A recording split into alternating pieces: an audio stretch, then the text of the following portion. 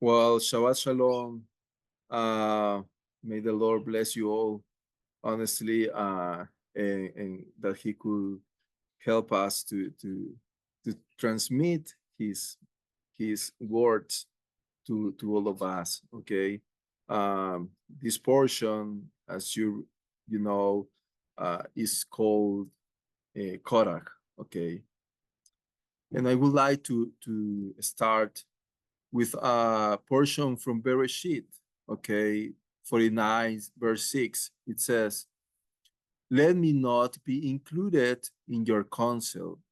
May my being not counted in their assembly. According to Esaias, this is during at the time when Jacob was dying. He expressed these words in prophecy. What he saw is when he said, let me be included in their council, was referred to the spies, okay, which we saw in last portion. Uh, and when he said, my being not be counted in their assembly, is referred to this portion, Korach, because the assembly were the 250 men, okay? It's like Jacob looking to the future. Now, this portion, um, what I saw is that it's linked or associated with Lech Lecha, which is the last portion. It's a continuation from what we were looking. Okay, uh, and and do you remember that in the last portion, God says, "Okay, you didn't have enough emunah and bitachon in me, in my words, because he said, okay, you will enter, and people start to say, oh, we will not enter. Okay, it's impossible. We are looking like worms and look to them as they couldn't.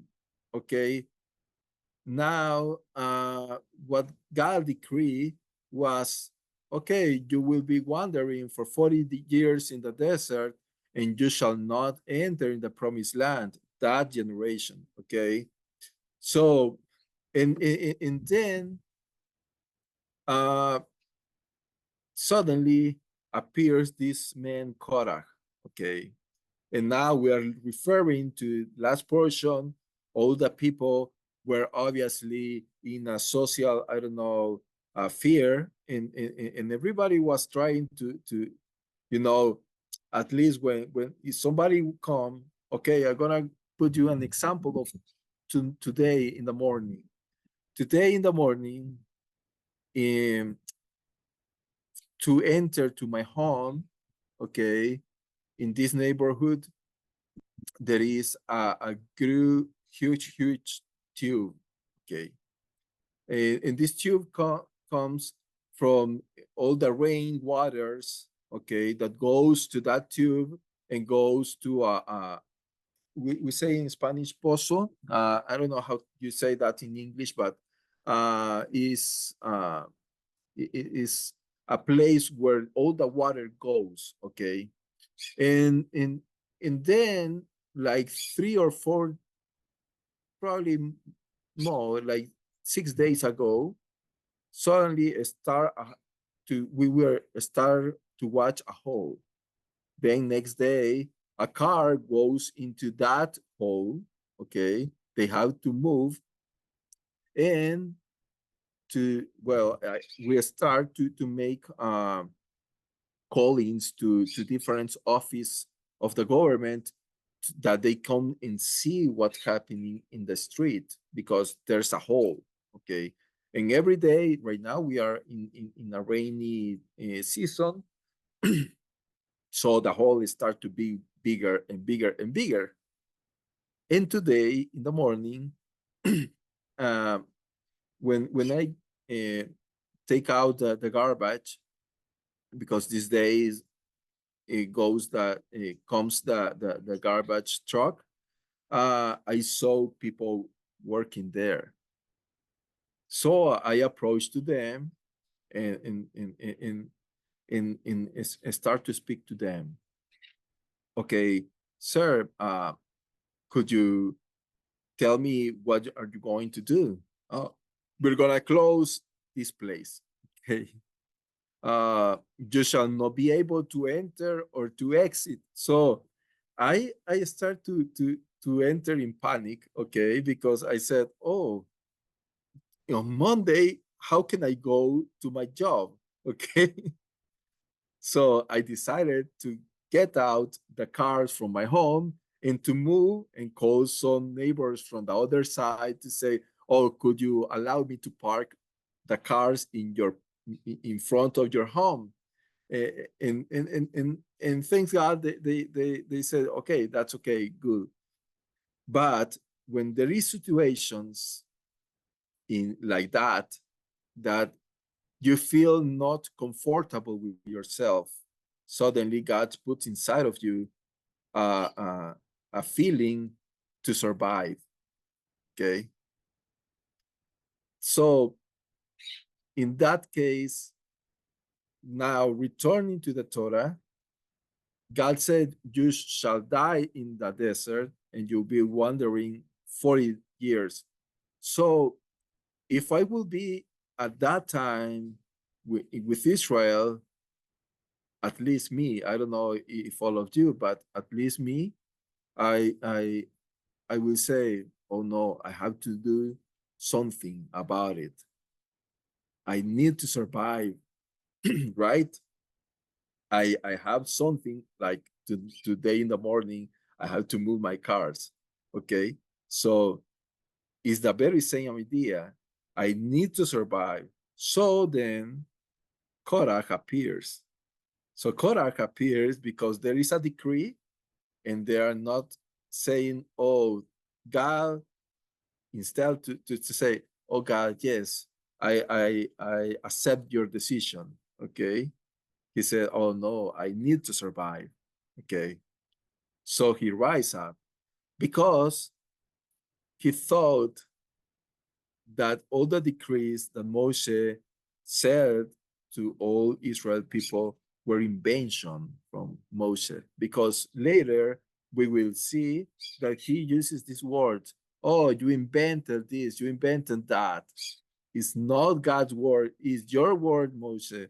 Okay? So in now uh, also this Korach was a very important man. He was a nobody man. I mean, first he was from the tribe of Levi, then he was from Kehat, and the Kehatites had the uh, I would say the privilege to carry the Aron, which is supposedly that is the place where the presence of God decided to rest. So can you imagine? It's not something. Oh, is a very nobody is like, oh, you're gonna take the Aron. If we see in the future, there's so many situations where people try to carry the Aron, and what happened to them? They died. So it was a privilege to carry the Aron. Okay. Then also, according to the Midrashims, I took this from Bar Rabbi 18. It says that he was a very rich man. Okay. He needed 300 mules to move all his possessions. Okay. So he was very rich. And then he was very studied people. He was a leader. Uh, besides of that, he was a cousin of Moshe, okay, and Aaron, okay, because the parents were Moshe's father was his uncle, okay. Now, uh, and then we start to read that this Korach, okay, gathered 250 leaders, okay, and there are two persons more in this portion that appears, Dathan and Abiram, okay. And it's interesting that these two guys Okay, Dathan and Abiram were Reubenites. If we can look for a map of how the all the uh, all Israel were organized by the Creator, we will see that Kohat or the Kehatites were close to Reuben. Okay, and this is very important because obviously Korach came to an idea, he speaks, and then the other ones hear, and everyone has different uh, intentions, I will say, because Dathan and Abiram wanted to be priesthoods, okay, and Korach wanted to be a new leader, okay. So and then uh, what happened is that if we'll make a nutshell from this portion, is that appears these two guys and they rise up against Moses. Okay. When they rise up against Moses, they are rising up against or rebelling to our creator. Okay. Then Moses tried to speak to them, okay, just to try to convince them that they have to change what they believe. Okay, is something that is just in your mind. It's not a fact. Okay, that is what I see in this portion. But they said, "Oh, we will not go. We will not hear you.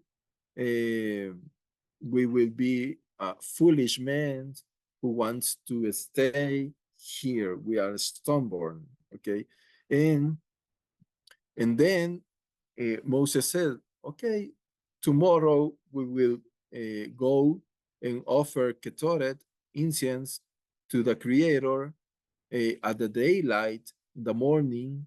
So all the congregations come and see who God already selected or said, "Oh, here is my servant." Okay, and what happened to them? The earth swallowed them, all the mutineers alive, and then a fire came and consumed them because they offered unauthorized ketoret. Then a plague appears and stopped because Aaron's made an offering of ketoret. Okay, and then is reaffirmed in this portion Aaron's priesthood because his rod make blossom and then produces almonds. Okay, at the end, then God command that the Kohanim, the priests, uh, all Israel will give them a tenth heavy offering, okay, from each harvest of grain, wine, and oil, as well from the firstborn of sheep and cattle, and other specific gifts, okay. Now, I would like to to to center in the very first verse of this portion, because as we read, start this portion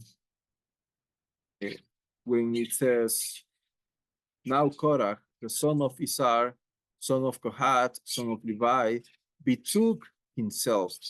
Okay, this word betook is interesting, that appears in some verses in the future. Okay, and also this word is like he is an idea from Korah. That is something that's interesting. Then this word took is bayihach, okay, that really means to break. And I think that is what happened to him.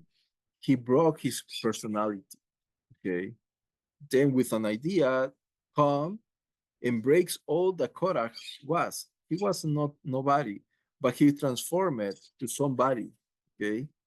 According to the Sanhedrin, it teaches us that this word is purchased to yourself. Okay. To acquire to yourself also. It could be also is referring that that is inviting to create division. That is what is behind this word, okay? Because Job 15:12 says, "How is your heart has carried you?" Okay, it's using the same word. Is like taking something from you, okay? And and then what happened is that Korach let him thought take control of his actions in life, and that causes uprising in the breakup of the congregation of Israel. Now, in the today we were reading in the Ten Commandments that there is something that you shall not covet. Okay, it's a commandment, a main okay. But I want to add something that in different portions of the Tanakh, for example, in Psalms, explain that the problem was the envy.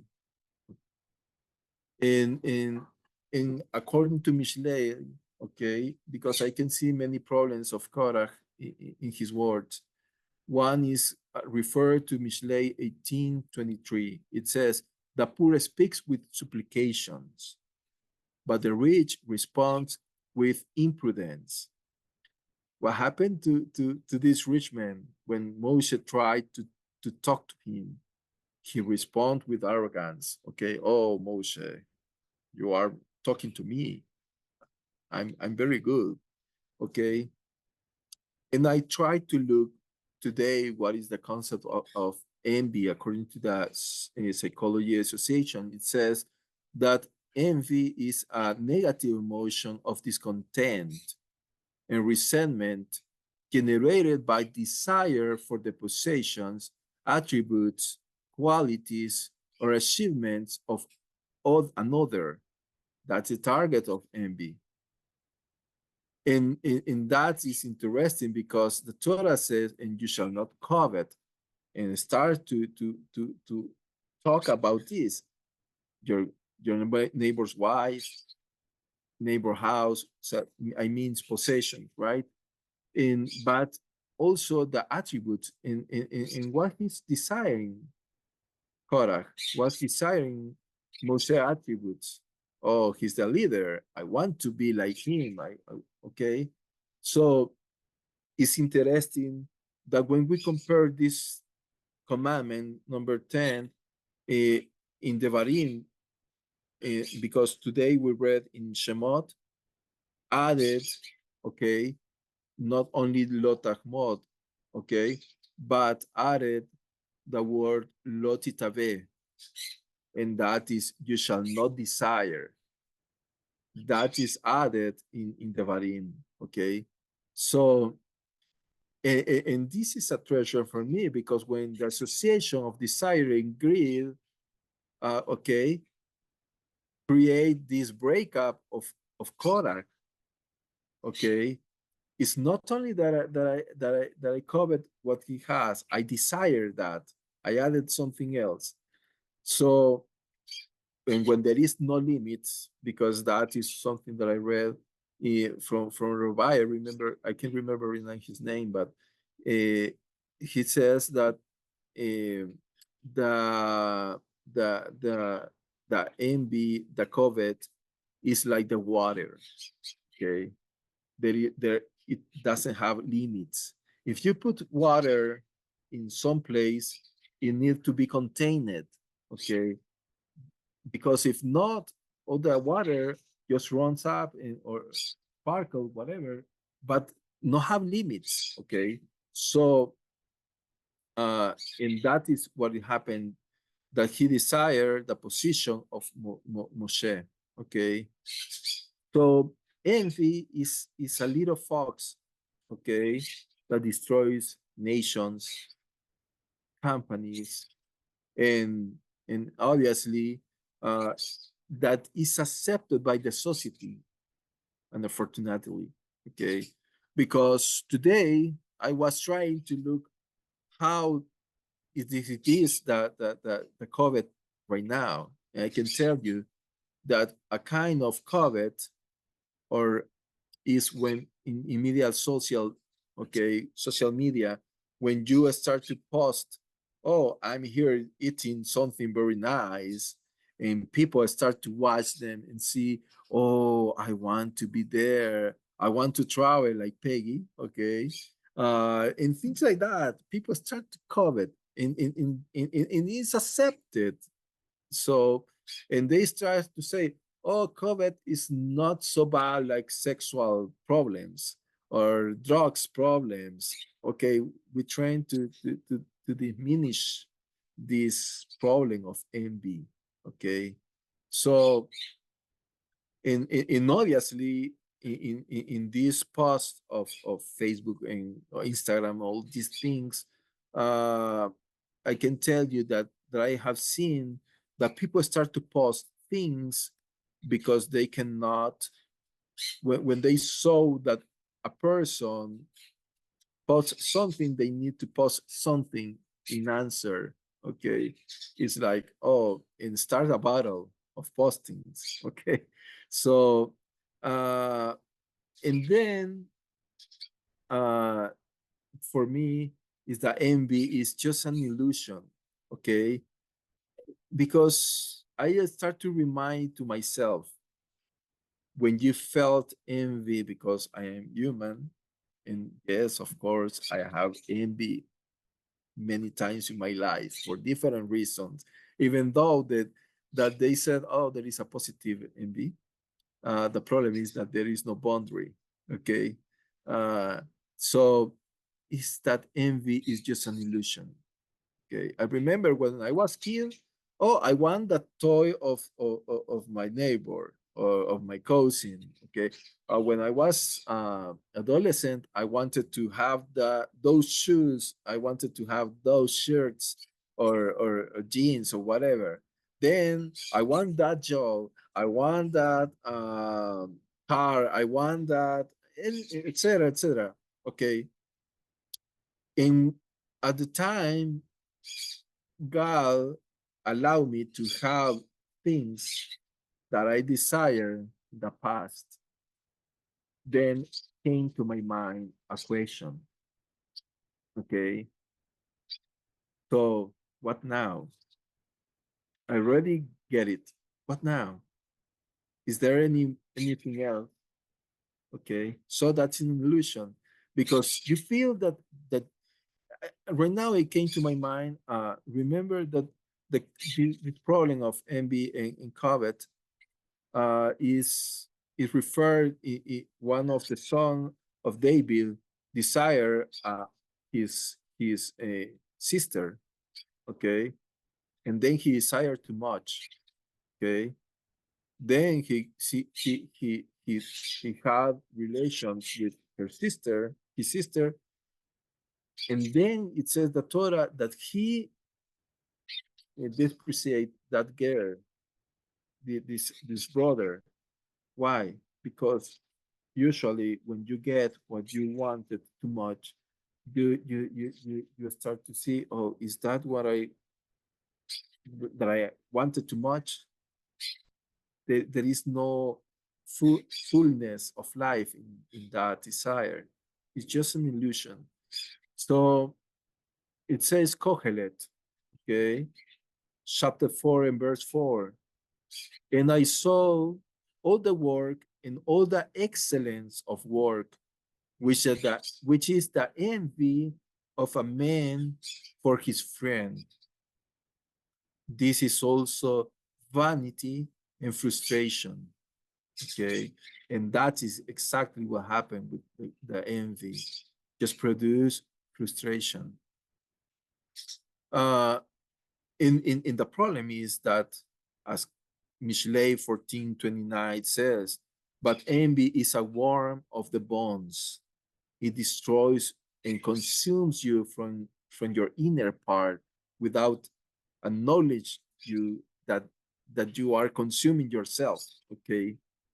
So I would like to give some tips just to how to defeat this envy. Okay, because that is the main point of this portion. And the answer are in this portion. The first is to say Rav Lachem. Okay, enough, it's enough.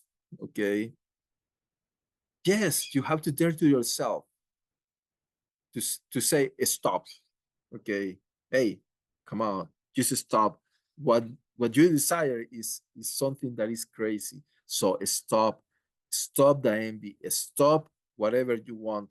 Moshe called said, hey, Rab Lachem, son of Reuben, sons of Levi, son of Kehat. He said, stop.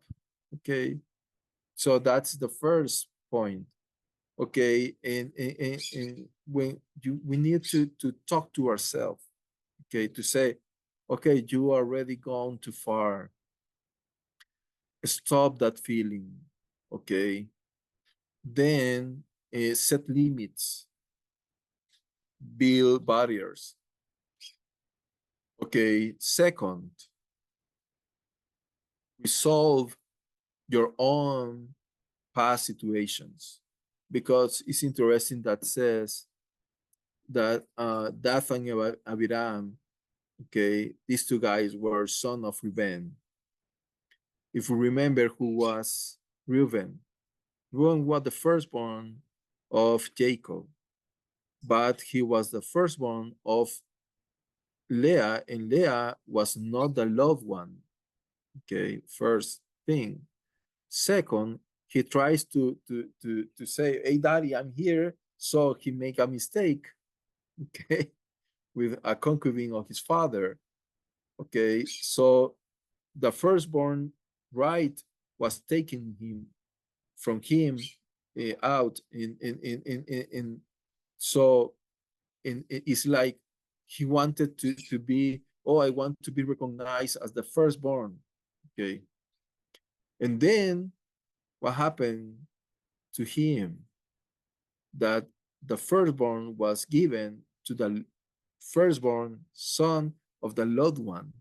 Okay, so it's like I'm a second class. Okay, it's like, you know, Joseph is someone who really is a nice guy. He's a handsome, and Reuben is not, uh, you know, too much love. Okay, as the other one. So that the problem is when you don't stop that kind of problems, you transmit this to the future generations. I have heard too much stories in my country about families that they say, "Oh, what that happened in the 800th century, that my dad and my mom, this happened to them," and they are carrying the past in their lives. Okay, so stop. Solve your problems in the past. Let them according. Yesterday I was talking with Evelyn and I said, you know, the problem of the petrol is that God sent all this gasoline to the bottom of the desert and to the bottom of the earth. And now we as humans, thinking that we are more wise than God, we start to extract the petrol and put in our cars. And then we are destroying the environment. So this is the very same idea with the situation of the past. We need to send them as God do. Okay, he remembers, but the problem itself he sends to the bottom of the sea. Okay. Now the third is listen, pray, speak, and act during the day. because these situations we can look is that something that Moshe did. First, Moshe, and it's incredible because he listened to what they were doing. He asked them, "What are you doing here?" And then he listened. He didn't judge them at the very first moment. He started to listen them. Then it said that he bowed himself, okay, to the soil. So he prayed and then speak. He tried to convince them, hey, do not act like that. You don't deserve, you need to be a thankful person. He was trying to say, don't go too far. But what was the answer from these guys? Oh, no, we will not hear you. We will not go. Okay. So what happened? That envy act over them. And the fourth thing is act during the day, because it says, okay, guys, it's like go to bed, speak to in your bed to yourself, and then tomorrow probably you will be a better person. That didn't happen, but he said, in the day we will do in the we will offer the ketoret. So it's interesting that he acted during the day, because to act during the day is integrity. Okay, is that everybody can see what you're doing, how you act, how you react in front of all the congregation. So uh, so we read that, and unfortunately, all these people, until their last breath, remain firm, stubbornness, foolishness, and with emotion of envy. Okay, the final consequence is that they lost everything. They lost family, sons, their own lives, and their properties. So I close with these words of Mishlei 23, verse 18. Do not envy sinners in your hearts, okay?